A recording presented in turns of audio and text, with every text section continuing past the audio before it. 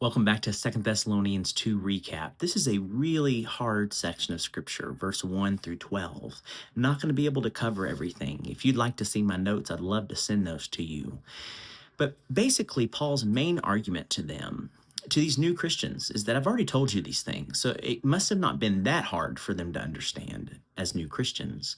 And he's using shorthand here. But people apparently were telling them that the day of the Lord's already come, but we know the day of the Lord has not come yet because look around you. That's really his main argument.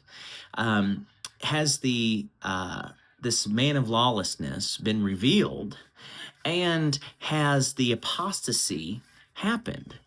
And so there's lots of different theories about what that might be. I would recommend for you to consider Jesus's foretelling of the destruction of Jerusalem in this apostasy that he mentions in Matthew 24, 9 and following. And also this man of lawlessness that exalts himself as God. This is common language in the Jewish prophets. In fact, you'll see that in Daniel chapter 7. And so Daniel chapter 9 would tell us, 24 to 27, that Jerusalem is going to be destroyed, and that's what Jesus said, and that happened in AD 70. And the one who destroys them will also be destroyed. Well, neither of those things had happened up until this point when he's writing to them.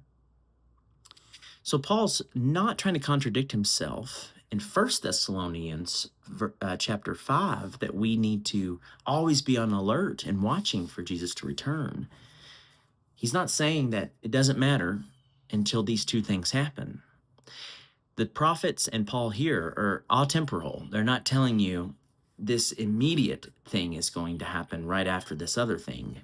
So we're not sure, and they're not sure as they're reading this. Is the day of the Lord going to happen simultaneously, right after? Or is it going to be hundreds or thousands or years after?